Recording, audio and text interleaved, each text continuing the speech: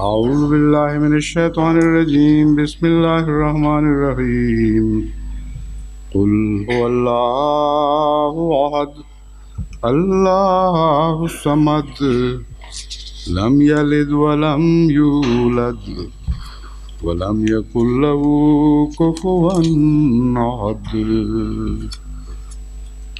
قل أعوذ بسم الله الرحمن الرحيم قل أعوذ برب الفلق من شر ما خلق ومن شر غاسق إذا وقب ومن شر غاسق إذا وقب ومن شر النفاثات في العقد ومن شر حاسد إذا حسد بسم الله الرحمن الرحيم قل أعوذ برب الناس ملك الناس إله الناس من شر الوسواس الخناس الذي يوسوس في صدور الناس من الجنة والناس. Telah menjadi kebiasaan kita untuk menafsirkan 3 surah terakhir di dalam Al-Quran sebagaimana yang telah saya bacakan tadi. Namun dari pengalaman sebelumnya, banyak waktu yang terpakai untuk menjabarkan tafsir Quran, sehingga menyisakan sedikit waktu untuk berdoa. Jadi sekarang saya bagi waktu menjadi 3 bagian. Pertama, pembacaan terjemah dan tafsiran singkat tentang 3 surat. Yang kedua, membuat daftar nama-nama dari orang-orang yang perlu kita doakan. Saya harus mengelompokkan orang-orang yang harus senantiasa diingat dalam doa kita. Dan yang ketiga, saya telah mengutip doa-doa dari Hadrat Rasulullah SAW yang tidak terdapat di dalam Al-Quran. Doa-doa beliau tersebut yang telah saya kutip di dalam khutbah saya, dan juga akan ada beberapa lainnya, dan beberapa yang belum dikutip akan disampaikan pada saat ini untuk mengingatkan kalian bagaimana seharusnya kita berdoa. Dan untuk berdoa dengan kata-kata Rasulullah SAW pada penghujung Ramadan ini. Saya tidak katakan akhir Ramadan, karena Ramadan tidak akan memiliki momen akhir, tetapi momen yang agung. Dan demikianlah kita akan mengakhirinya. Yang pertama, Qul huwallahu ahad. Katakanlah Allah itu Esa. Kata Qul ini ditambahkan pada setiap surah selanjutnya. Artinya adalah hendaknya setiap orang yang mendengarkan pesan ini harus menyampaikannya lagi kepada yang lain dan yang lain, sehingga kata ini akan terus tersebar ke seluruh dunia. Allah itu Esa dan Allah itu Esa. Inilah pesan yang harus disampaikan oleh umat Islam ke seluruh dunia.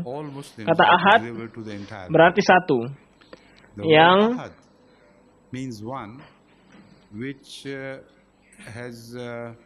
memiliki konotasi tidak ada yang lain. Kata wahid tidak digunakan dalam kata lain dalam bahasa Arab untuk menunjukkan keesaan, tapi wahid berarti yang pertama, dan hanya itu saja. Yang artinya tidak ada yang lain, hanya dia satu-satunya. Allahu Samad. Artinya Allah itu Samad. Samad itu susah untuk diterjemahkan. Yang diterjemahkan tidak bergantung. Tapi ini tidak cukup. Ketidakbergantungan tersebut, ketidakbergantungan wujudnya yang padanya hal-hal lain bergantung. Jadi 2 makna ini terkandung dalam kata As-Samad. Inilah 2 klaim posisi yang terjalin, sedangkan 3 yang lainnya bersifat negatif. The remaining three are Untuk negative memperkenalkan messages. bagian positif dari Allah, Two positive introductions sedangkan of the tiga Holy yang Prophet lainnya of tidak. Allah, and then come three, Dia tidak beranak he is not. dan tidak pula diperanakan, So, lam yalid walam yulad. dan bertentangan dengan fitratnya untuk melahirkan. He was Ini diungkapkan dalam kalimat lam he yalid does not give birth. walam He yulad, has not given birth. It is not in him to give birth. dan dia It's tidak against his juga nature tidak to pernah give birth. diperanakan. All this Dia is tidak pernah expressed in the dilahirkan. simple sentence, lam Tidak ada yang yalid menyerupainya. walam yulad. Hendaknya menjadi jelas dari hal He ini. was never given birth. Ini adalah tiga ingkaran terhadap keyakinan umat Kristen. And Konsep then, walam ketuhanan yakun umat lahu Kristen, kufuwan ahad, sehingga keesaan itu and there is none like unto him. terhadap konsep Now, Trinitas. it should become obvious Untuk from mengingatkan this kita that bagaimana these dia are the itu three negations dan bagaimana of dia tidak Christianity, seharusnya in fact. antara Christian keesaan concept of God. dan antara pengingkaran tiga sifat yang sebenarnya bukan The sifatnya. concept of Trinity, Ada kata as-samad. to remind us Lalu apa kaitannya? that this is what he Kenapa is, kata itu harus and that is dimasukkan? what he Kenapa is not. tidak qul huwallahu ahad wa lam In yakun? between the one and in between the negation are Adalah the three karena attributes of God which he is not. Jika dia hanya satu, lalu kenapa dan apa yang kita perbuat di sini? Mengapa ada seluruh alam semesta Why ini? should that be inserted? Lalu apa Why not makna just keesaan itu? qul huwallahu ahad, lam yalid Apa wa lam konsep yulad wa lam keesaan? yakul lahu Apakah kufuwan konsep ahad? keesaan mengingkari segala It is konsep because keberadaan? it is just one. Apakah kehidupan kita ini dan semua benda ini memiliki While the makna yang entire lain? universe are all around. So what Jadi, does oneness mean? As-Samad menjelaskan makna hakiki Does the keesaan. concept of oneness negate Dikatakan bahwa dia all itu forms esa of existence, dalam whether hal alive bahwa or dia tidak bergantung pada or apapun. inanimate, or, Baik it benda-benda means itu it means ada something atau else. tidak ada, tidak The memberikan word sedikit pun as-samad perbedaan terhadap explains wujudnya. the true meaning of oneness. It says Dia he akan is tetap, one in the sedangkan yang sense lainnya akan benar-benar that he is hancur. independent of Apa yang all Al-Quran telah others. sebutkan persis berkaitan dengan keyakinan umat Kristen itu sendiri. Dikatakan bahwa kalian meyakini bahwa Yesus itu anak Tuhan. Ia mengingatkan umat Islam untuk bertanya pada mereka, bagaimana jika anak Tuhan ini atau Tuhan seperti ini, bagaimana jika Tuhan menghancurkan segala sesuatu selain dirinya, termasuk Yesus itu sendiri, apakah dia bisa atau tidak? Nah, ini adalah pertanyaan yang sangat sulit untuk dijawab oleh umat Kristen. Tidak sangat logik sama sekali. Inilah kenapa kata as-samad dimasukkan di dalamnya. Artinya adalah Tuhan itu esa tentunya, namun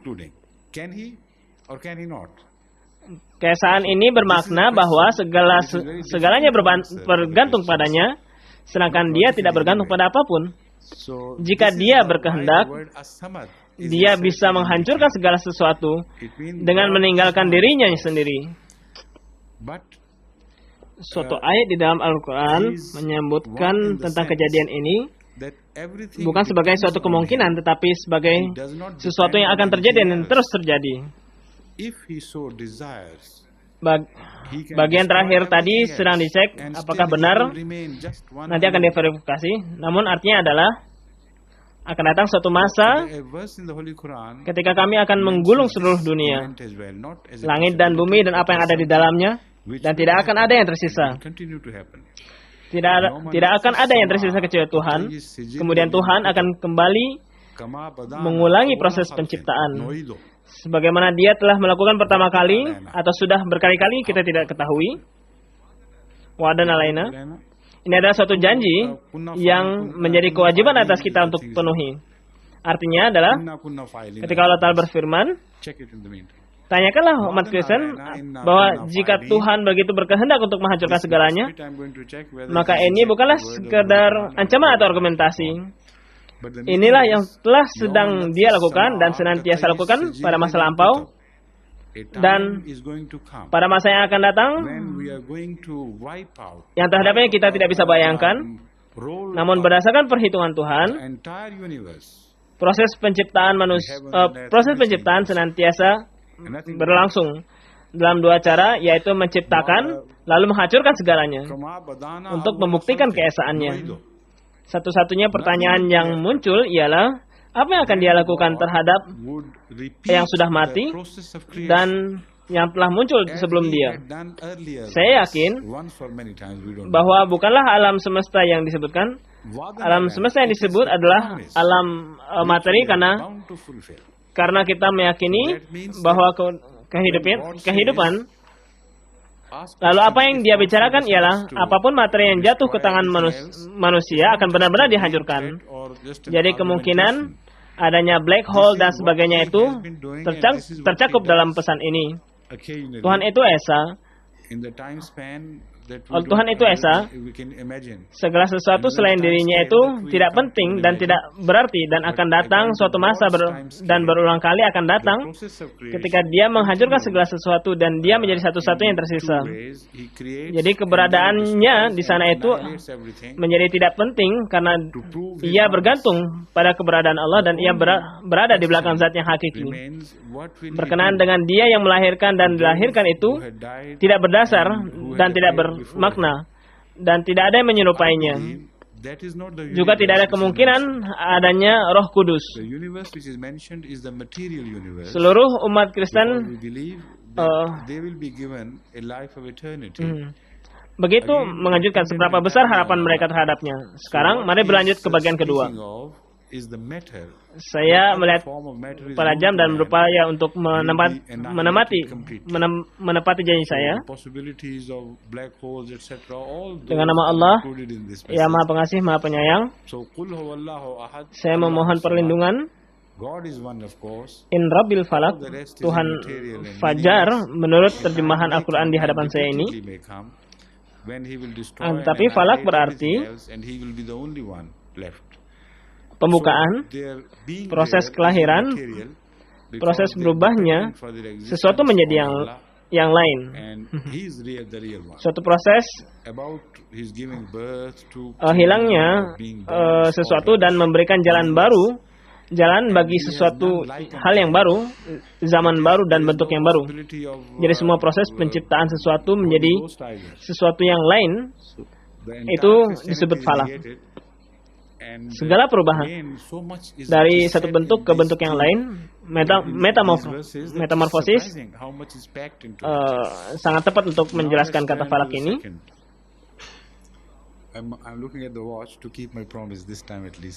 Itulah mengapa falak berarti pagi hari, karena malam menghilang dan pagi pun datang. Jika makna awalnya adalah penciptaan, Bismillahirrahmanirrahim. Qul a'udzu birabbil falaq min syarri ma khalaq. Dari satu bentuk yang secara perbandingan kurang penting, Bismillahirrahmanirrahim, in the name of Allah, atau suatu kondisi I seek refuge yang sama halnya dari kegelapan menjadi terang benderang, dan itu melahirkan suatu kehidupan dengan harapan dan cahaya yang baru. Itulah falak. Oleh sebab itu Allah mengajarkan kita untuk memohon perlindungan kepada Rabbul Falak.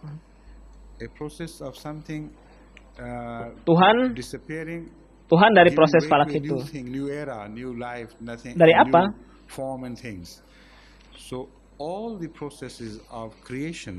Dari segala bentuk keburukan yang berkaitan dengan proses penciptaan itu.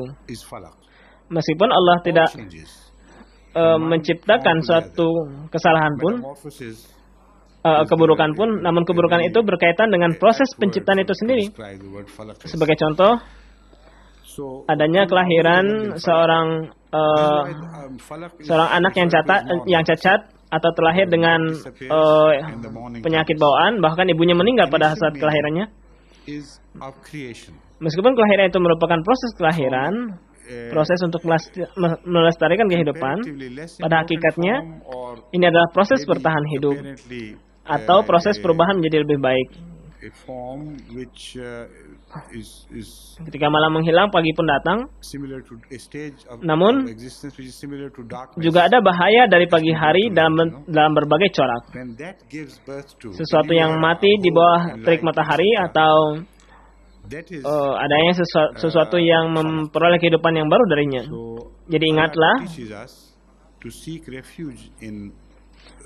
harus dibaca bersama terhadap sesuatu yang akan datang. Nah, ini ada satu kelompok, satu bagian. Seperti halnya Qul huwallahu ahad, Allahu samad. min syarri ma khalaq. Surah ini juga terbagi beberapa kelompok. All the mischief Kelompok pertama adalah related to the process dari of dua ayat pertama tadi. Now, Aku berlindung God has not kepada Allah created any mischief. But dari mischiefs segala are, aspek of negatif course, related yang to the process Dia of telah creation. ciptakan. Dari apa yang telah Dia ciptakan dan dari segala aspek negatif proses penciptaan itu. And Hal ini menunjukkan congenitally diseased children are born. Even sisi mothers die positifnya at the selalu time of birth. memungkinkan Although the timbulnya process of sisi birth is negatif. the process of life. Process of Satu kutub preservation menciptakan of kutub life. yang lainnya. Jadi inilah filosofinya. Essentially, it is Allah the menciptakan process of kebaikan, survival. akan tetapi kebaikan itu sisi positifnya dan kurangnya kebaikan adalah kondisi yang terhadapnya kita memohon perlindungan. But also, Ketika siang there are diciptakan, dangers attending maka the malam pun tidak ada. morning. Ini adalah sisi positifnya, sedangkan sisi negatif dari siang adalah malam. Diciptakannya kebahagiaan, lalu apa itu rasa sakit? Kurangnya rasa sakit. Kurangnya kebahagiaan yang positif. Dan di dalamnya tidak ada sisi-sisi positif. Begitu pula, seluruh keburukan itu tidak ada. This is one bracket. Yang ada adalah kebaikan, dan kurangnya kebaikan itu adalah keburukan. This surah is also divided into Kurangnya kebaikan hati itu adalah kekejaman.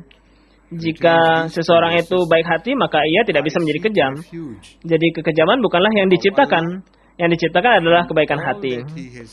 Jadi mereka yang tidak mengambil manfaat dari proses penciptaan ini dan khalis dari memperoleh kebaikan yang telah Allah Ta'ala ciptakan, maka mereka akan ditarik ke arah keburukan. Oleh karena inilah kita perlu memohon perlindungan. Tiga ayat selanjutnya tidak berkaitan dengan Tuhan. Yang darinya kita memohon perlindungan. Di sini tidak dikatakan bahwa Allah telah menciptakan ghasab. Jadi di sini disebutkan beberapa aspek keburukan yang tentu tercipta sebagai kutub yang berlawanan dari sisi kebaikan, namun ketiganya tidak berkaitan dengan Tuhan. Jadi ingatlah beberapa perbedaan ini secara jelas. Dalam hal ini, keduanya merujuk pada Allah Ta'ala. Dia adalah Tuhan dari pagi hari dan Tuhan dari proses perubahan. Dan dialah wujud yang menciptakan, dan kita memohon perlindungan darinya, dari aspek negatif dari apa yang dia ciptakan. Jadi dua hal ini berkaitan dengannya. Selanjutnya tidak berkaitan dengannya. Malam menyelimuti ketika matahari telah terbenam. Kegelapan menyelimuti ketika matahari telah terbenam. Apa yang sedang dijelaskan adalah min syarri ma khalaq. Bagaimana khalaq itu bisa membawa pada syar? Tuhan menciptakan cahaya. Ketika tidak ada cahaya, atau ketika kalian mematikan lampu atau berpaling dari cahaya, maka apa yang terjadi? Maka akan timbul gasak. Jadi gasik adalah orang yang menciptakan situasi yang sama, suatu situasi yang sama dengan kegelapan. Lagi terhadap sisi negatif dan keburukan yang telah disebutkan, ialah orang yang alih-alih menyatukan orang-orang, malah menciptakan kekacauan dan memisahkan mereka. Secara harfiah berarti meniupkan ke dalam simpul tali. Tergambar dalam pikiran saya seperti seorang pesulap yang merupakan seorang tukang sihir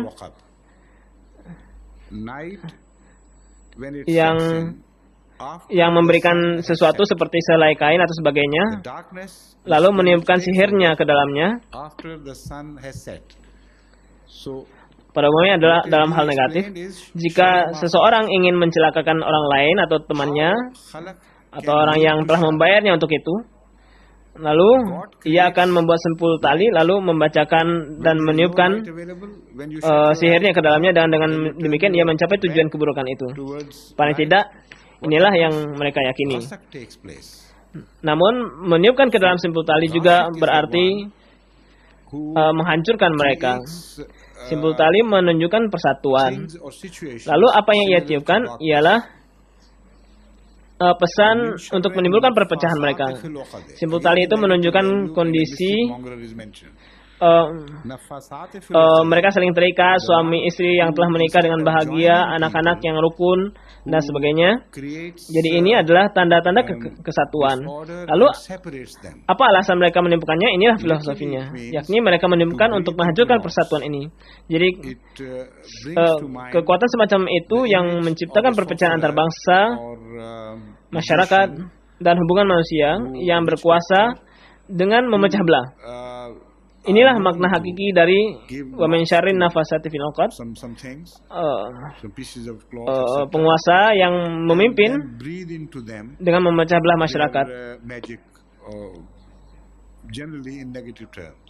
Dan dari keburukan rasa dengki ketika ia mendengki. Dari apa? Tentu terhadap Islam, kebaikan, dan segala hal yang baik. Ini sekali lagi ingatlah bagaimana surat ini sama dengan surah Al-Ikhlas. Pola yang sama diulangi dan menyebutkan orang-orang yang sama. 3 ayat yang barusan saya jelaskan adalah terhadap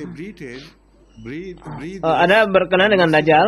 Ayat pertama yang dipaparkan tentang agamanya, dan ayat kedua, surah keduanya dipaparkan mengenai keburukan politik mereka. Mereka akan menciptakan, tentu mereka sangat pandai dalam berbicara, namun kebanyakan dari apa yang mereka ciptakan itu akan menimbulkan hasil negatif. Mereka akan membawa kemalangan bagi umat manusia. Mereka akan memerintah dengan memecah belah masyarakat. Mereka akan merasa dengki terhadap Islam, lalu mereka akan bersekongkol untuk melawan daya tarik kebaikan dan khususnya melawan Islam.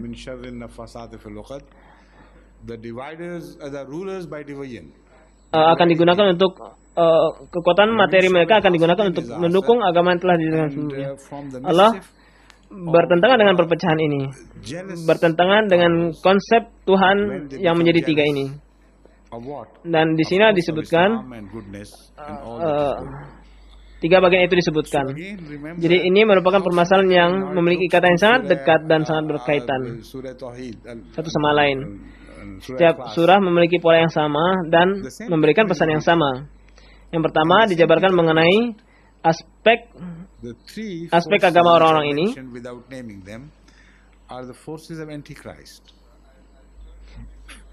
Saya tadi membacakan satu ayat dan saya ingat, ternyata saya mengingatnya dengan baik. Baik, kita akan kembali ke bahasan kita. Mencari hasil yang hasad. Ini juga menunjukkan kendati pun ada upaya terbaik mereka untuk menghancurkan Islam, Islam akan terus berkembang dan maju. Ini adalah pesan harapan, karena jika Islam akan dihancurkan oleh kekuatan ini, lalu mengapa mereka akan merasa dengki? Dan orang tidak akan pernah merasa dengki terhadap sesuatu yang sedang dalam proses kehancurannya, yang telah kehilangan segalanya, kehilangan kemewahan, kemuliaan, jumlahnya atau apapun yang mereka kumpulkan. Jadi apapun yang telah menjadi buruk akan membuat senang orang yang membuatnya demikian. Ketika mereka menjadi dengki, maka berarti sesuatu itu terus tumbuh dan membuat mereka menderita. Mereka tidak menyukai perkembangan Islam. Saya yakin ini adalah pesan yang berisi harapan bagi umat Islam. Namun mereka sendiri diingatkan untuk berdoa pada Allah Ta'ala dengan kekuatan mereka sendiri. Mereka tidak akan bisa menghadapi tantangan ini yang begitu berkuasa atas mereka, dan konspirasi yang kita lawan itu akan melampaui kemampuan kita. Jadi Allah memperingati kita mengenai suatu saat dan terus agar terus kembali ke arahnya untuk memperoleh perlindungannya. Now we come back to this. Di sini urutan ayatnya dibalik dengan cara yang ganjil. Pada 2 ayat sebelumnya Tuhan disebutkan satu, dan ada 3 ayat yang berlawanan dengan itu. Di sini disebutkan 3 atribut Tuhan. Yang pertama berkaitan dengan 3 atribut yang lainnya sebagai satu. Pada akhirnya ditarik pada suatu kekuatan yang sangat besar, yakni Dajjal dan lainnya, yang akan menciptakan perpecahan di antara umat samawi dan menciptakan Tuhan mereka menjadi 3 bagian. Artinya setan akan mencapai tujuan keburukannya. Inilah kondisi perang terakhir tersebut. Di sini Allah katakan, janganlah katakan auzubillah, katakanlah a'udzu birabbin nas. Artinya aku berlindung kepada zat yang memberi rezeki bagi umat manusia. Aku berlindung kepada Raja manusia. Aku berlindung kepada sembahan manusia. Ini menunjukkan bahwa akan datang suatu masa di mana Tuhan dimunculkan dengan kepribadian yang ganda. Tuhan dan satu bagian dari fungsi Tuhan akan diambil alih oleh manusia.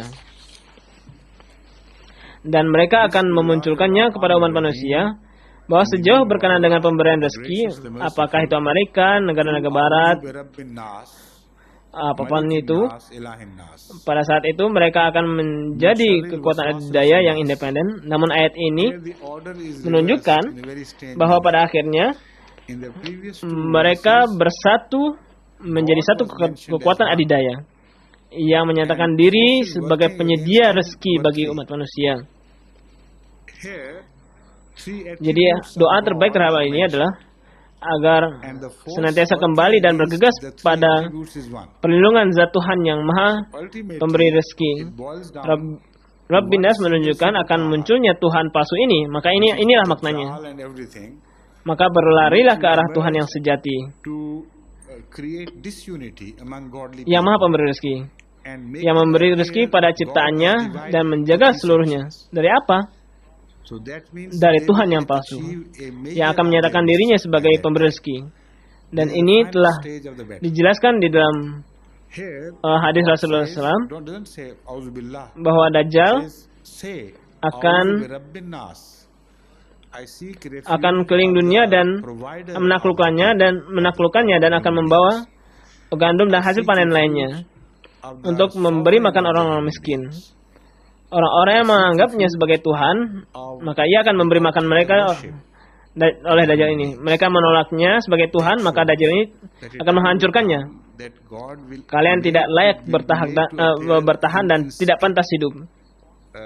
Dan seperti inilah tanggapan Dajjal tersebut. Maka bacalah ayat ini sesuai dengan nubuatan Hadrat Rasulullah SAW, maka semuanya akan menjadi jelas. Kenapa harus berlari ke arah yang maha pemberi rezeki? Karena pemberi rezeki yang palsu ada di pasar, akan bersaing. Malikin nas. Dia akan menjadi raja yang tertinggi. Orang lain atau pihak lain akan menyatakan diri sebagai raja tertinggi. Ini mengingatkan saya satu bagian pidato Presiden Bush selama masa krisis, di mana ia berkata bahwa Rusia tidak lama lagi akan hancur. Amerika tetap yang tertinggi. Kehendak Amerika sajalah yang akan berjalan. Maka kedaulatan dinyatakan di sini tanpa disembunyikan oleh Presiden Amerika beberapa bulan yang lalu. Inilah saatnya di mana kita telah diperingatkan kembali. Kedaulatan yang lain akan muncul selain Tuhan. Maka bergegaslah kembali padanya, mohonlah naungannya, dan mohonlah perlindungannya, atau kalian akan dihancurkan.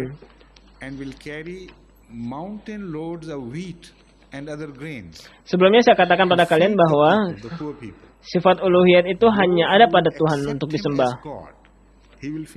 Namun ayat ini menunjukkan bahwa bahkan sifat uluhiyatnya pun berada dalam bahaya.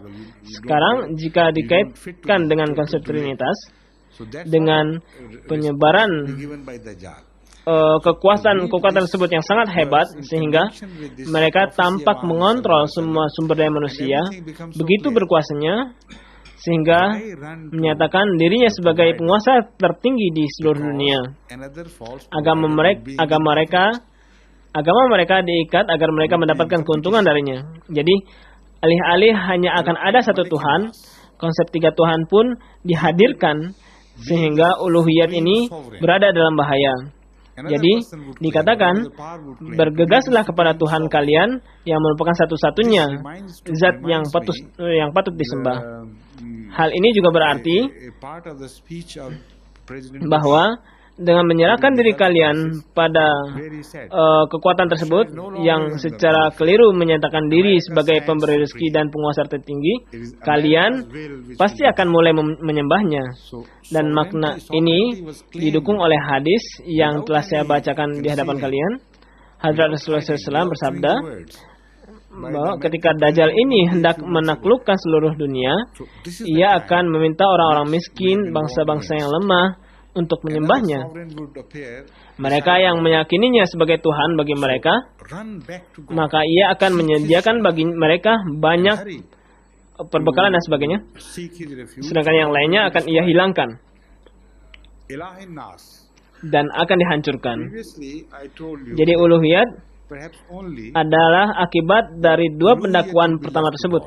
Jika dua pendakwaan pertama ini telah disampaikan, siapapun yang tunduk terhadap dua pendakwaan pertama ini, pada dasarnya juga tunduk pada konsep bahwa pendakwaannya itu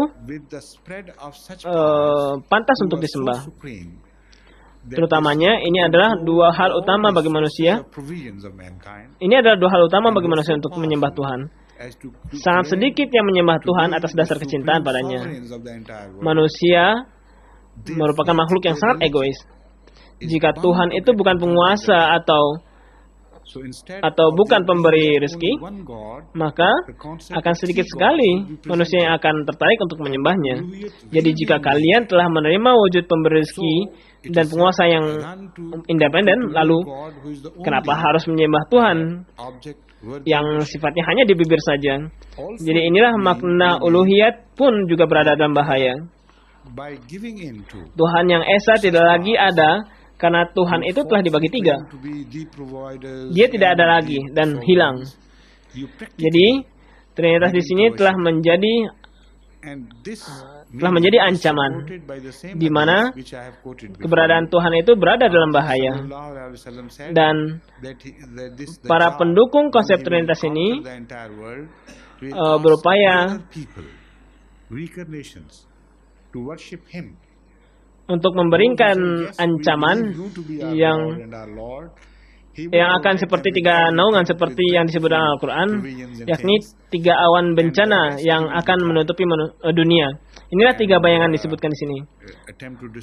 Lalu pertanyaannya adalah, siapakah kekuatan itu? Bagaimana kita bisa melawannya? Dan apa senjata yang akan digunakan untuk melawan dan menaklukkan dunia? Ini disebutkan dalam bentuk karakternya, yakni waswasil khannas. Kekuatan adidaya ini akan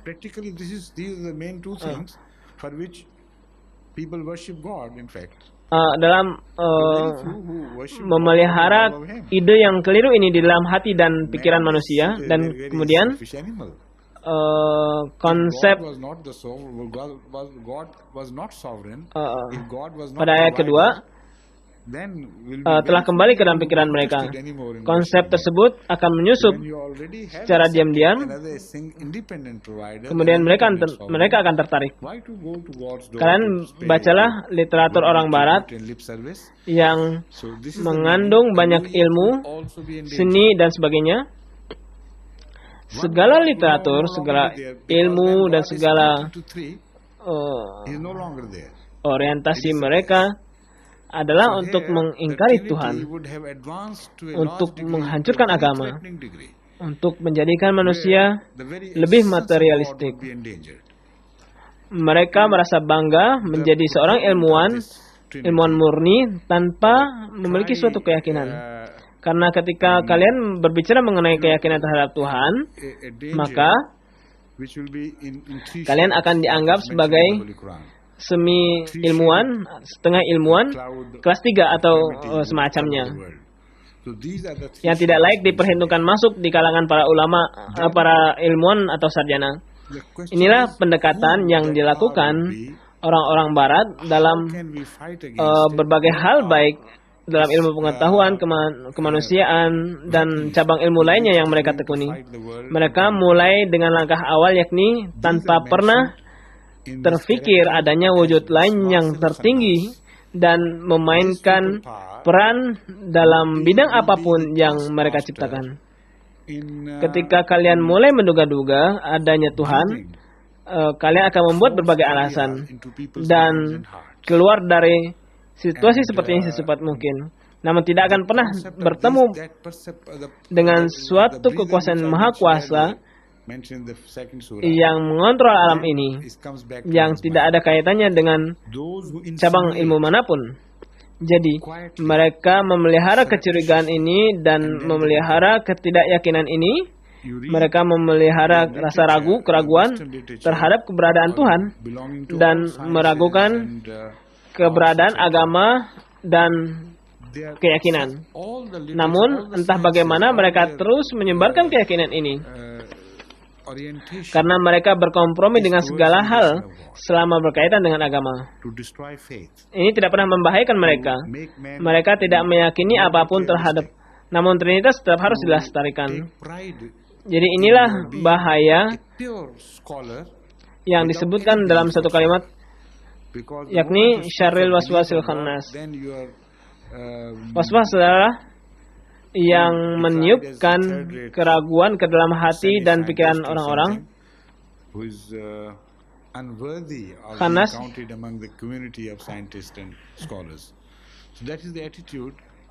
ia melakukannya secara diam-diam dan tidak secara langsung, dan kemudian menjadi berhubungan dengan hal ini. Inilah kebijakan umum yang berjalan secara diam-diam di bawah permukaan.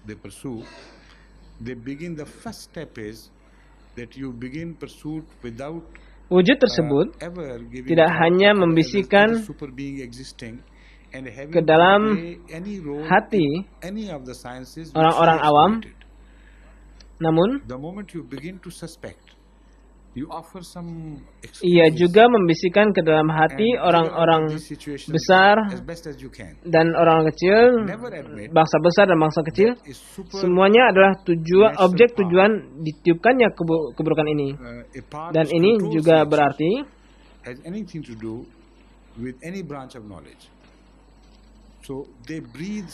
kekuatan ini ada di kalangan para imperialis dan juga proletariat. Al-Jinnah bisa menunjuk pada imperialis, dan sedangkan Anas menunjuk pada. Jadi orang-orang yang akan meniupkan keburukan itu akan ditemukan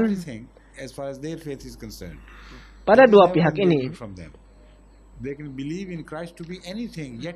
di jalan yang kiri dan di jalan yang kanan. Namun dasar keburukannya akan sama, yakni syaitan yang terbesar.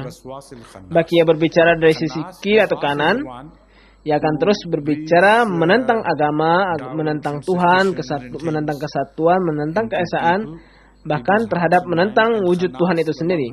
Maka mohonlah perlindungan dan berdoalah agar Dia, Tuhan, menyelamatkan kalian dan dunia dari rencana buruk yang hebat ini, atau tidak, kalian tidak akan memiliki kekuatan untuk menemukannya. Ini pun merupakan pesan yang disampaikan di dalam hadis yang saya rujuk di awal. Hazrat Rasulullah SAW menyebutkan bahwa akan datang suatu masa di mana Dajjal akan muncul dan tidak ada seorang pun, bahkan seorang Masih Maut, yang bisa mengalahkannya dengan menggunakan senjata yang sama. Tuhan akan sampaikan ini padanya melalui wahyu yang benar. Malaikat akan menyampaikan pesan ini padanya, yakni tinggalkanlah pikiran untuk mengalahkan kekuatan Dajjal itu, kekuatan Dajjal tersebut dengan menggunakan senjata duniawi. Tuhan telah berfirman kepada Rasulullah SAW bahwa tidak ada satupun wujud di dunia ini yang memiliki kekuatan yang cukup besar untuk melawan dua kekuatan ini, yakni Ya'juj dan Ma'juj. Mereka adalah nama politik dari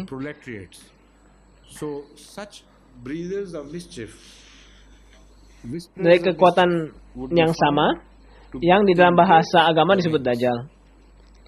Kekuatan politik ini diberikan namanya Ya'juj dan Ma'juj yang mengacu pada kekuatan milik Rusia dan kekuatan milik Amerika. Semua settingnya ini sangat sempurna tersusun, hadis, Al-Quran, semuanya sangat jelas. Ini adalah firman Allah dan ini adalah sabda Hazrat Rasulullah SAW. Semoga Allah Ta'ala menurunkan keselamatan dan keberkatan atas beliau. Sekarang, saya akan ingatkan kalian secara singkat mengenai siapa-siapa saja yang harus kita sebut di dalam doa kita. Ada dalam list ini yang nanti akan saya lanjutkan dengan apa yang terlintas dalam benak saya. Pertama, bagi seluruh dunia, agar dia menyelamatkan dari konspirasi yang telah disebutkan dalam 3 surat yang kita bahas tadi. Kemudian, dari konspirasi mereka, khususnya terhadap dunia Islam, yang mana Al-Quran menyebutkan mereka itu merasa dengki dan ingin menghancurkan Islam. Karena Islam adalah satu-satunya agama yang menegakkan persatuan. Selama Islam terus berkembang, mereka tidak bisa mencapai tujuan besar mereka untuk menaklukkan dunia. Jadi Islam berada di daftar utama mereka dan umat Islam hendaknya sadar akan hal ini dan terus berdoa bagi Islam. Berdoa terus bagi Islam. Dan karena umat Islam yang lain malangnya tidak menyadari hal ini, mereka tidak tahu apa makna dari semua ini. Oleh karena itu, menjadi kewajiban bagi para Ahmadi untuk berdoa untuk dunia ini dan juga untuk Islam. Lalu kita harus berdoa bagi diri kita sendiri agar senantiasa terlindungi dari rencana jahat mereka ini yang merusak ideologi kita, agama kita, dan juga menghancurkan keturunan kita. Baik laki-laki dan perempuan yang lahir di sini, laki-laki ataupun perempuan, mereka lambat laun terpengaruh oleh kultur yang berlawanan ini. Mereka mulai kehilangan dasar keyakinan mereka di mana mereka berdiri. Mereka memang tidak akan menolak Tuhan, namun mereka tidak meyakini pentingnya ada agama, pentingnya adanya agama. Mereka mengatakan agama itu tidak berarti. Kamu pun bisa bertahan hidup dan orang lain pun lebih baik dari kita, semacam itu. Lalu kenapa kita harus ikut? Mereka menyerang dasar pondasi arah pemikiran mereka. Kemudian mereka mulai bergerak mengikuti hembusan keburukan dan ide-ide bodoh mereka. Kalian juga harus berdoa bahwa daripada mereka mencapai satu kondisi di mana mereka akan dibinasakan, semoga Allah memberikan kita kekuatan, kesempatan, dan hikmah untuk memperbaiki kesalahan mereka dan untuk menghidupkan kembali mereka dari kematiannya, dan untuk menunjukkan mereka bahwa menghidupkan yang mati itu sekarang adalah tugas Rasulullah SAW, bukan lagi tugas Yesus. Yesus itu dulu menghidupkan yang mati, tapi tidak lagi sekarang. Muhammad Rasulullah SAW sekarang dibangkitkan untuk menghidupkan dunia dari kematiannya dan memberikan kehidupan yang baru, maka kita harus membuktikannya dengan membawa mereka hidup kembali daripada, dan ini bukanlah reaksi yang benar memohon kehancuran bagi mereka. Berkaitan dengan bukan bahaya tapi kehancuran yang terjadi pada satu wilayah yang sangat besar. Berkaitan dengan hal tersebut, seperti seluruh Afrika menderita karena kelaparan, kesengsaraan, kemiskinan, apapun yang bisa terjadi terhadap manusia sedang terjadi di sana untuk menghancurkan kedamaian dan untuk menghancurkan kesempatan untuk hidup. Negara-negara miskin tersebut sekarang disebut dunia ketiga.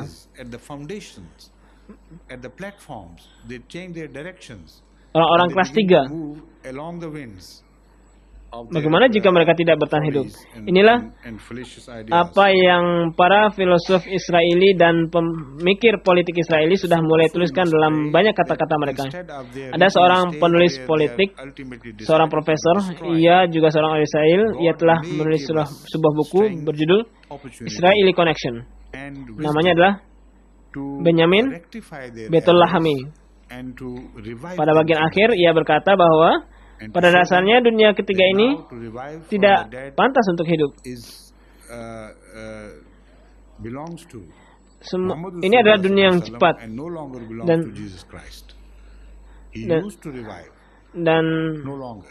diikat secara permanen pada kekuatan Barat. Kita adalah simbol supremasi orang-orang kulit putih, dan terhadap yang demikian itu kita harusnya tidak peduli, tidak berperasaan. Berbicara kemalangan. Apakah semua ini telah rusak dan tidak lagi berarti apa-apa? Sekarang kita mendapatkan satu pesan evolusi, yakni yang kuat adalah yang menang. Kami bersama orang-orang yang kulit putih bangsa Barat adalah para penakluk. Lalu bagaimana jika orang Arab dihancurkan pun tidak akan memberikan perbedaan? Katanya bahwa ini bukan hanya terhadap bangsa Arab, namun sikap bangsa Israeli adalah terhadap seluruh dunia ketiga. Kami akan menghadapinya satu persatu. Di zaman modern ini, ini persis sama yang mereka cetak. Telah berlalu hari-hari di mana mereka menjauhkan diri dari menyatakan hal tersebut. Namun sekarang mereka menyatakan secara terbuka. Saya memiliki buku tersebut dan akan terbitkan sebagiannya nanti. Namun saya heran apa yang terjadi pada dunia Muslim. Kenapa mereka tidak membaca hal ini? Mereka tidak mengetahui rencana apa yang akan menimpa mereka, apa yang terjadi di China, India, Jepang, Korea, dan negara-negara dunia ketiga dan Afrika. Mereka seharusnya tahu bahwa ini adalah satu rencana yang besar. Namun mereka tidak peduli.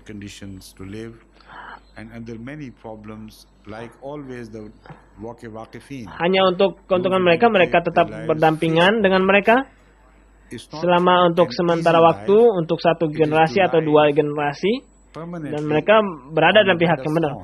Jadi kita harus mendoakan mereka, semoga Allah Ta'ala memberikan mereka hikmah dan menyelamatkan dunia dari orang seperti itu yang akan menghancurkan sebagian besar manusia dan membiarkan beberapa orang kulit putih yang mereka pikir akan sesuai dengan kehendak mereka. Nah, inilah apa yang disebut dengan Nazi. Sangat mengherankan dan menyedihkan. Bagaimana hampir seluruh umat manusia dibinasakan oleh Nazi di Jerman tersebut, di mana ada 60 juta umat Yahudi dibinasakan dalam Holocaust. Mereka begitu cepat telah melupakan pelajaran ini, atau mungkin mereka menganggap hal ini benar atau dibenarkan. Ini persis apa yang seorang penulis Yahudi lainnya yang lebih bijaksana telah berkata, bahwa ia memprotes filosofi dan pemikiran umat Yahudi tersebut dan berkata bahwa kalian sedang menggali kuburan kalian sendiri. Kalian tidak sedang menggali kuburan untuk orang dunia. Kalian tidak mengambil pelajaran dari masa lalu. Bahkan kalian telah lupa apa yang Nazi telah lakukan pada kalian. Dan secara brutal kalian memperlihatkan diri kalian dan rencana kalian. Dan kita lihat apakah kalian akan bertahan hidup atau akan malah dihancurkan kembali. Jadi ini baik bagi kita untuk menasihati orang-orang Yahudi dan memperingati mereka juga. Karena kita harus memperkuat tangan orang yang lebih bijaksana di kalangan umat Yahudi dan berkata kepada umat Yahudi dengan hikmah dan memulai memperbaiki sikap mereka terhadap seluruh dunia. Sekarang saya tersisa 10 menit.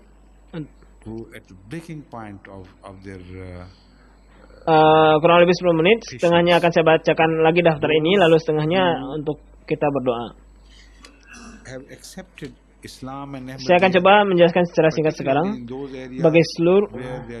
bagi seluruh para nabi, bagi seluruh orang suci dari umat Rasulullah SAW, Ali Muhammad, kemudian bagi para Ahmadi seluruh dunia yang telah menyebarkan Ahmadiyah ke seluruh benua, seluruh negara, mereka yang telah bekerja untuk Ahmadiyah, yakni Islam yang hakiki. Mereka yang telah mewakafkan diri mereka yang terpisah dari keluarga maupun yang berada bersama keluarga mereka, yang berkhidmat di negara-negara dan dalam situasi sulit, dan berbagai permasalahan lain seperti para wakafin, yakni yang mendedikasikan hidup mereka pun menghadapi masalah. Ini bukanlah masalah kehidupan yang mudah. Ini seperti tinggal di tempat yang berduri, namun suatu tempat berduri yang menjanjikan bimbingan ilahi yang sangat pasti dan tidak ada keraguan mengenainya. Namun sejak masa sekarang hingga ke depan, ini penuh dengan kesakitan dan kesulitan. Oleh sebab itu kita harus mendukung mereka dalam doa-doa kita. Semoga mereka bisa bertahan dari segala kesulitan dengan kemuliaan dan dengan kepala tegak. Dan juga tunduk dalam penyerahan diri kepada Allah Ta'ala. Kemudian kita harus mendoakan keluarga, adanya terhadap permusuhan orang-orang, mendoakan para suami yang tidak baik terhadap istri agar berubah. Kita doakan agar istri yang tidak baik kepada suami agar berubah. Mendoakan anak-anak yang menyebabkan permasalahan bagi orang tua, mendoakan orang tua yang menyebabkan permasalahan bagi anak-anak, dan mereka yang mengalami kesulitan ekonomi. Dan ada beberapa yang harus saya sampaikan di sini, tidak hanya di Afrika tetapi juga seluruh dunia, bagi mereka yang menyebabkan penderitaan bagi orang lain yang disebut cati. Mereka membayar tebusan atas apa yang tidak mereka perbuat, hanya atas nama kebaikan. Mereka yang telah memperoleh perlakuan yang tidak benar dalam pekerjaan mereka hanya karena mereka adalah para Ahmadi. Lalu bagi anak-anak yatim piatu, janda, orang-orang yang mengidap penyakit, orang-orang yang berada di masa tua mereka, tidak ada yang merawat mereka, hanya sebatang kara, dan orang-orang yang putus harapan dimanapun di seluruh dunia.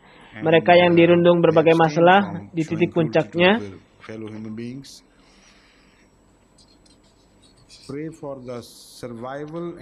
Mereka yang telah menerima Islam dan Ahmadiyah, khususnya di daerah di mana mereka bergabung dalam jumlah yang besar, sehingga kita tidak mampu mentarbiyati mereka, khususnya kebutuhan pendidikan mereka, pendidikan agama mereka.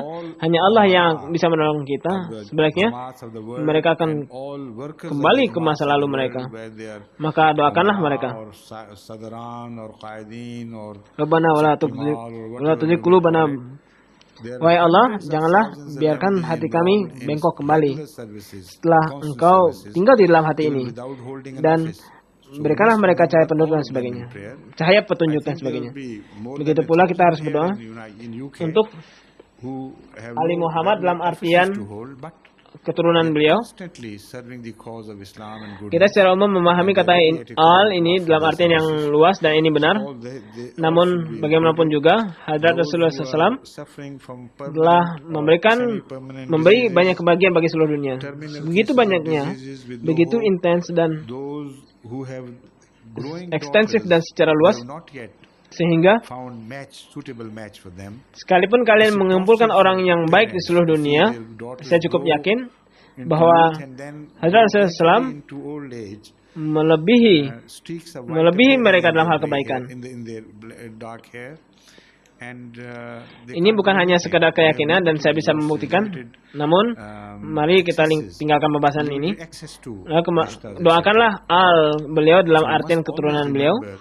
Kita perlu doakan bagi beliau karena kita, dan kemudian doakan bagi seluruh syahid pada hari ini agar Allah menurunkan berkatnya secara khas dan kepada mereka dan membimbing mereka dan agar mereka tidak menyimpang dari jalan Hadrat Muhammad Rasulullah SAW.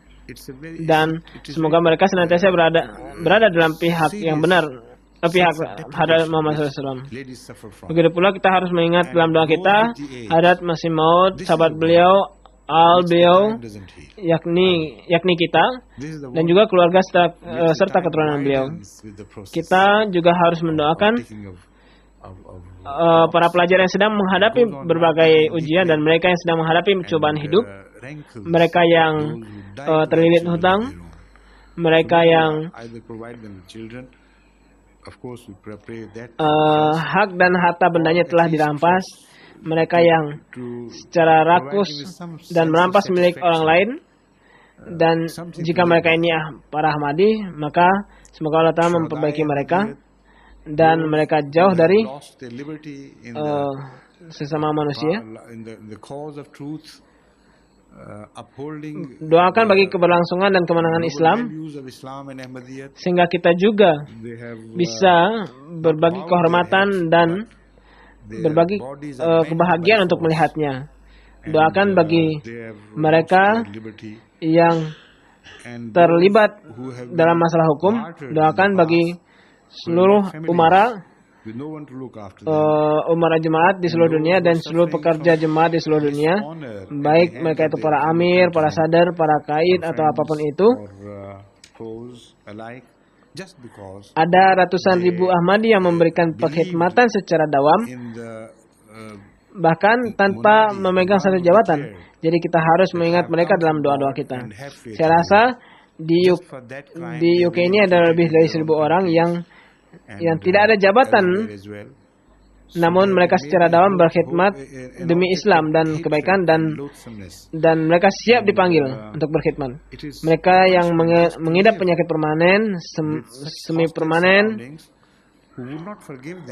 mengidap penyakit permanen atau semi permanen, atau yang sudah akut dan tidak ada harapan lagi. Mereka yang memiliki anak perempuan namun belum mendapatkan jodoh yang pas untuknya. Menyedihkan bagi orang tua melihat anak perempuan mereka tumbuh dewasa dan lambat laun semakin berumur.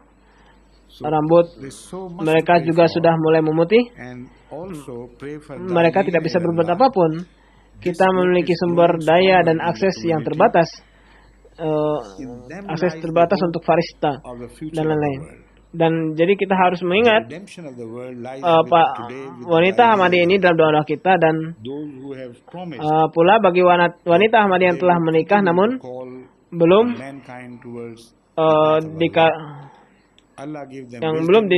dikaruniai anak. Ini merupakan suatu rasa kehilangan yang serius yang para wanita rasakan, dan dan ini adalah satu luka yang tidak akan kunjung sembuh. Ini adalah luka yang semakin lebar karena waktu.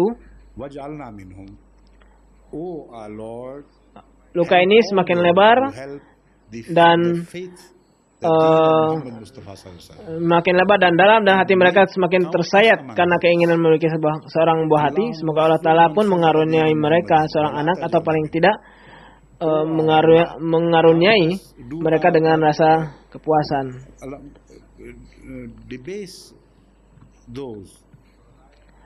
Para syuhada Ahmadiyah, mereka yang kehilangan kebebasan demi kebenaran, oppose the faith of Muhammad sallallahu alaihi wasallam.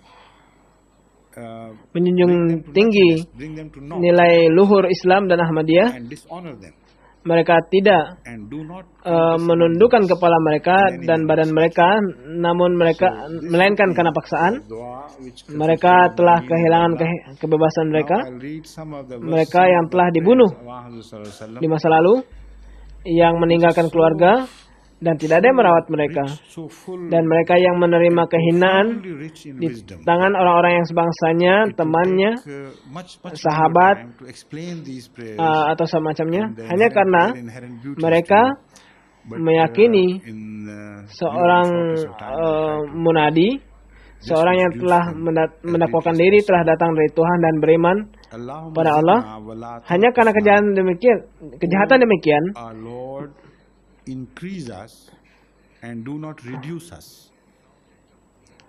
sehingga mereka menjadi objek kebencian dan kejijikan. And honor us, Ini adalah hukuman bagi mereka and do not dishonor us. karena hanya tinggal di lingkungan demikian, dan mereka Atina wala tahrimna, tidak dimaafkan give us hanya karena mereka meyakini pada seorang wujud. Ini adalah kenyataan. Hanya ini kejahatan yang mereka lakukan. Not mentioned but understood. They give us the best Begitu banyak kemalangan di dunia ini dan begitu banyak orang yang perlu kita doakan, and the best of things from us. dan mereka yang memiliki keinginan yang belum terpenuhi. Asirna wala tu'assir alaina. Ada banyak harus didoakan dan perlu juga didoakan bagi para dai Allah. And do not make Kelompok ini semakin kuat di dalam jemaat ini.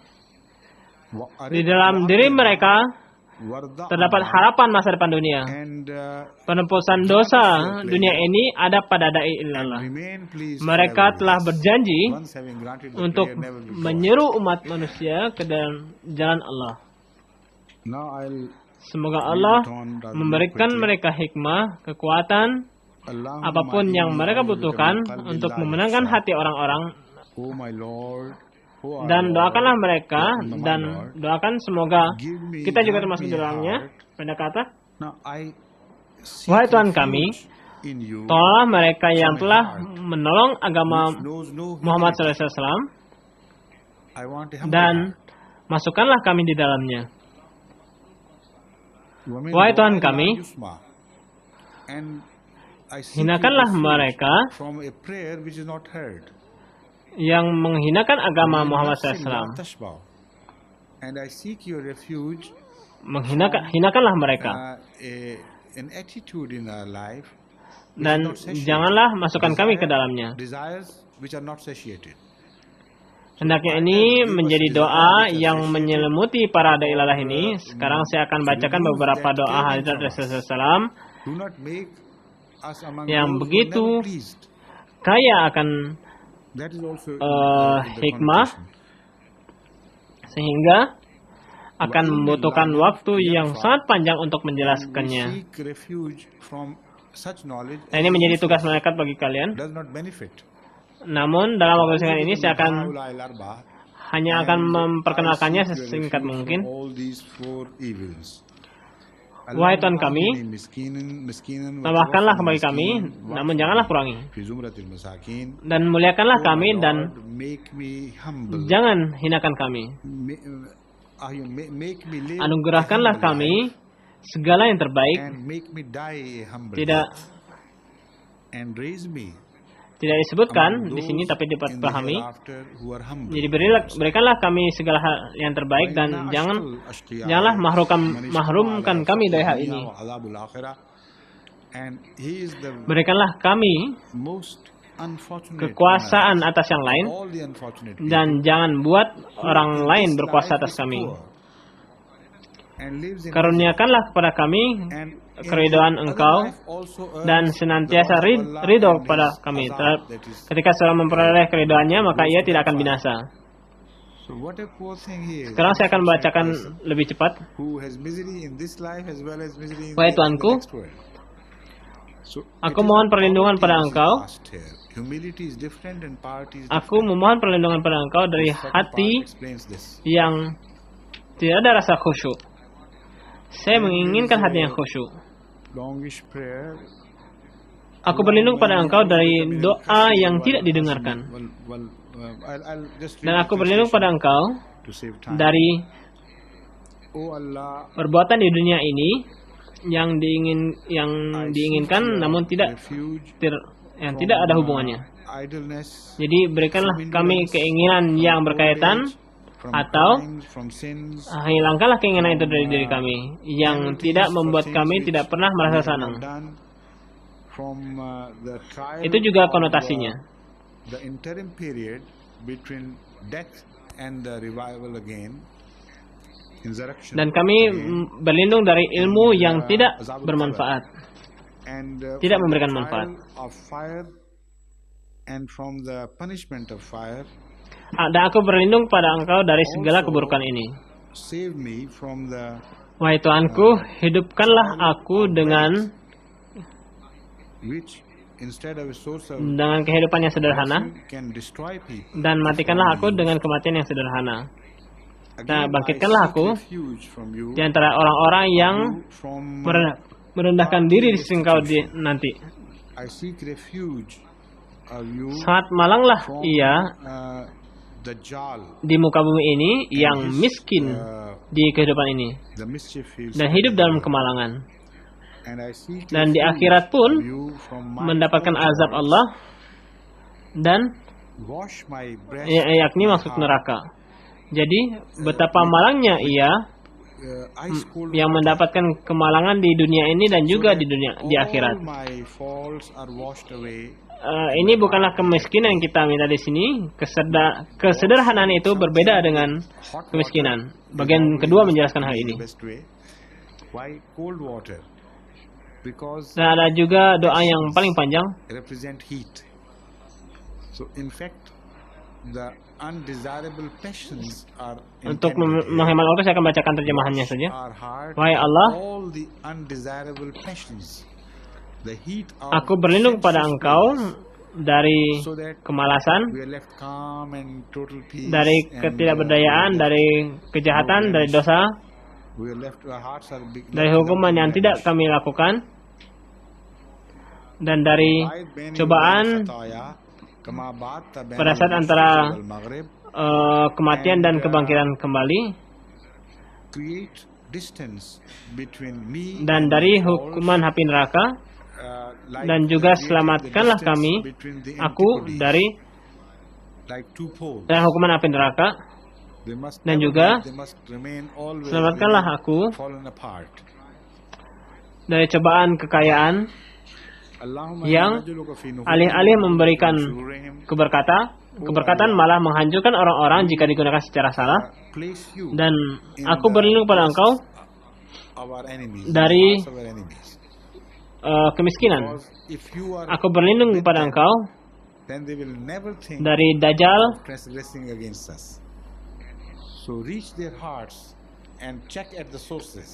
Dan segala sekutu jahatnya di dunia.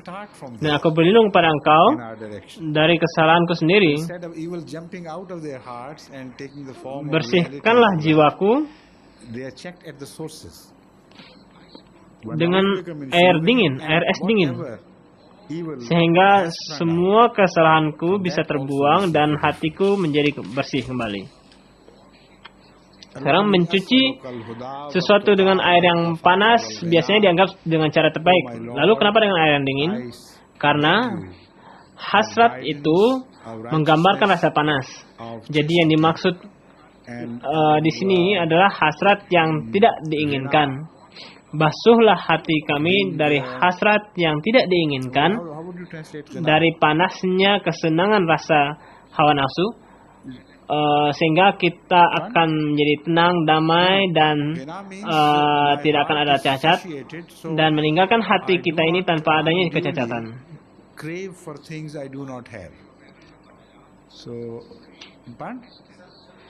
Jauhilah aku dari kesalahanku, seperti jarak antara dua kutub. Mereka selalu mengambil bagian,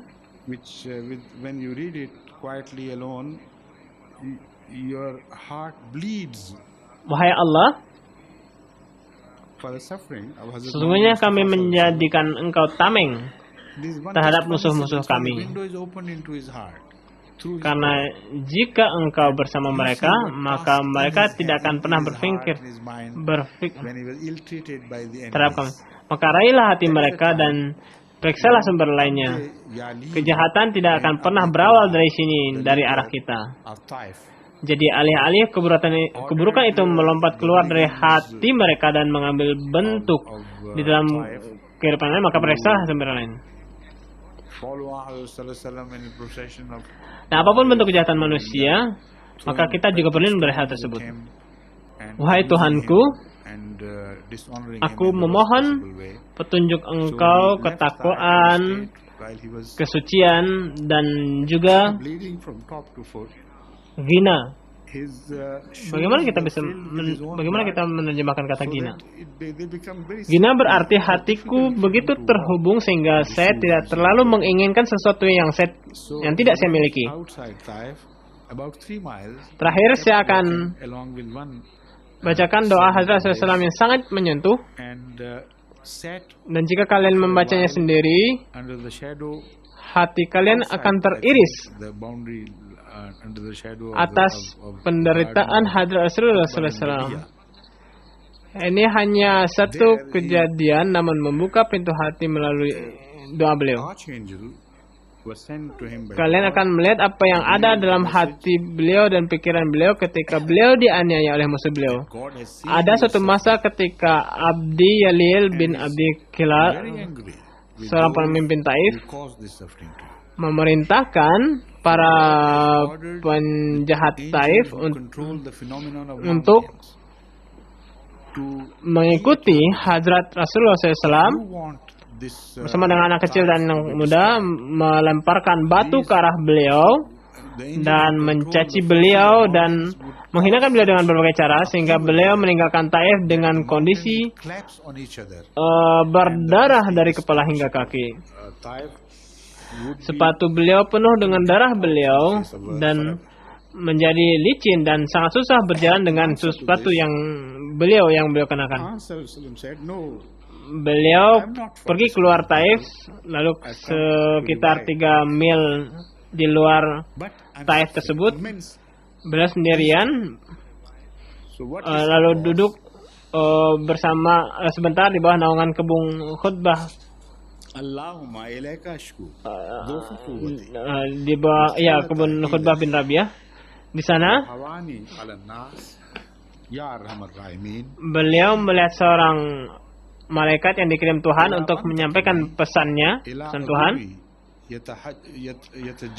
Tuhan telah melihat penderitaan engkau dan dia sangat marah terhadap mereka yang menyebabkan penderitaan terhadap engkau. Jadi Tuhan telah memerintahkan seorang malaikat yang mengendalikan fenomena gunung. Jika engkau menghendaki agar Taif ini dihancurkan, maka malaikat yang mengendalikan fenomena gunung itu akan menciptakan suatu kehebohan sedemikian rupa sehingga ia bisa gunung itu akan saling mengapit sehingga kota Taif itu akan binasa dari muka bumi ini selamanya. Beliau menjawab dalam hal ini, tidak, aku bukan untuk menghancurkan orang-orang ini, tapi aku telah datang untuk menghidupkan umat manusia. Lalu apa jawaban beliau?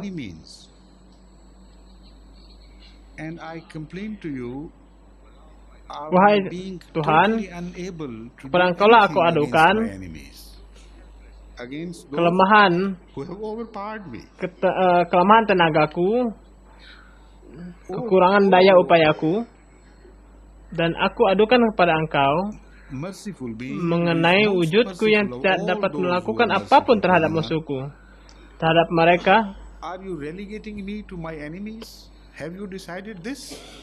Wahai yang Maha Rahim, Engkaulah Tuhannya orang-orang yang lemah. Apakah Engkau benar-benar membutuhkan musuh-musuh saya? Apakah Engkau memutuskan hal ini yang akan menyerahkan diriku pada musuhku? Most of them were enemies. Apakah engkau akan menyerahkan diriku pada salah seorang keluargaku? Lakukanlah apa yang engkau kehendaki. If you are Dan engkau not pun angry mengetahui with me, bahwa kebanyakan mereka pun adalah and you musuh. have decided all this is my fate. Provided you are not angry with me, I am also ready to. Akan tetapi jika engkau tidak marah padaku dan engkau telah memutuskan hal ini, maka ini adalah takdirku. Aku siap untuk semua ini. But I look only for your pleasure. Aku siap untuk hal ini. If Lakukanlah you are apa yang not engkau angry, then kehendaki. everything is acceptable. Serahkanlah diriku pada Then siapapun. there is no complaint. Akan tetapi, But what I'm aku afraid hanya ingin of mencari is your keridhaan anger, engkau. your displeasure. Jika engkau tidak This marah should not padaku, have to maka happen out of segalanya akan displeasure. menjadi aku terima dan aku tidak akan ada keluhan. Dan apapun apa yang aku khawatirkan adalah kemarahan engkau, ketidaksenangan engkau, dan But at the same time, ini hendaknya tidak terjadi karena ketidaksenangan engkau. he said, there is no doubt about it that as long as you are not angry with me, Namun pada saat bersamaan betapa indahnya doa everything ini, you have bahwa destined tidak for me ada to be, keraguan dalam hal ini. even the worst Selama trade engkau tidak marah treatment padaku, that can be meted out to aku you. akan terima segala hal yang telah engkau berikan I padaku. turn to you and I pray and beg of you to save Namun, me from this, Aku berpaling kepada engkau to keep me under your own dan protection, memohon kepada engkau and don't relegate untuk me to menyelamatkanku dari hal ini, this. Although I'm ready, untuk menjagaku dari di bawah perlindungan engkau. Dan jangan asingkan aku terhadap hal ini, meskipun aku siap, tapi aku menghendaki sebaliknya. Beliau bersabda, he said, "Wahai "Oh Tuhan Lord, sekalian the cahaya, light, atas nama in the name wajah of engkau your yang sangat indah, brilliant face, yang menyinari which seluruh enlightens alam the entire semesta, universe, di langit the dan di heavens bumi, and the earth alike, dan segala all kegelapan darkness berubah is menjadi turned terang into benderang. brilliance and light. Aku atas nama I, in wajah the name engkau of your face, yang bertanggung which jawab is atas responsible segala for the whole universe alam semesta and its dan running yang menjalankannya. smoothly, is working. Apa yang What aku I mohonkan seek dari in nama this engkau name, hanya only ampunan your engkau, forgiveness, karunia only your engkau, favor, bahwa engkau that tidak you marah, never be angry. sehendaknya tidak marah padaku. Itulah That is yang the paling ultimate utama aku task. mohonkan pada engkau. Tentu engkau memiliki Those who hak have untuk every right to punish me and menghukumku atau orang lain, maka hukumlah aku. Tapi mohon jangan marah padaku. Cobailah aku, For trial maybe, namun jangan but never with this. tunjukkan ketidaksenangan engkau. Jika aku tidak memiliki engkau, aku tidak apa-apa. Aku bukanlah apa-apa. Without you, Tanpa engkau, tidak ada yang tersisa dari diriku. Jadi inilah doa this is a prayer. yang hendaknya jemaat panjatkan kepada Allah Beg of bagi Allah, segala penderitaan para Ahmadi di seluruh dunia dan bagi seluruh umat manusia di tangan para orang-orang jahat dan berdosa. Dan yang terpenting adalah keridhaan Allah Ta'ala. Ingatlah hal itu. Mohonkanlah apa yang kalian inginkan, namun kemudian ingatkanlah diri kalian dan tambahkanlah hal ini dalam doa kalian bahwa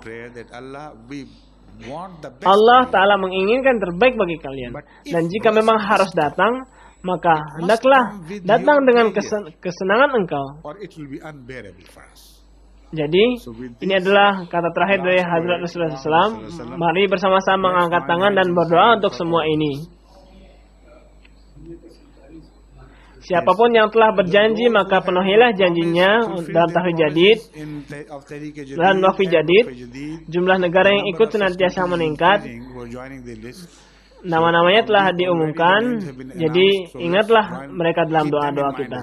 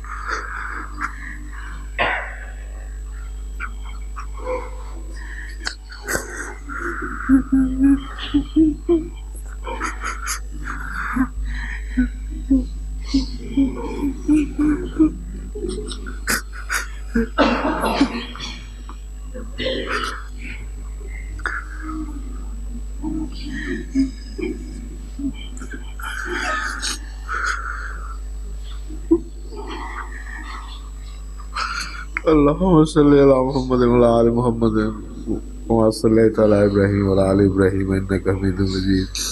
Allahumma barik ala Muhammadin wa ala ali Muhammadin wa barik ala Ibrahim wa ala ali Ibrahim innaka Hamidum Majid. Amin.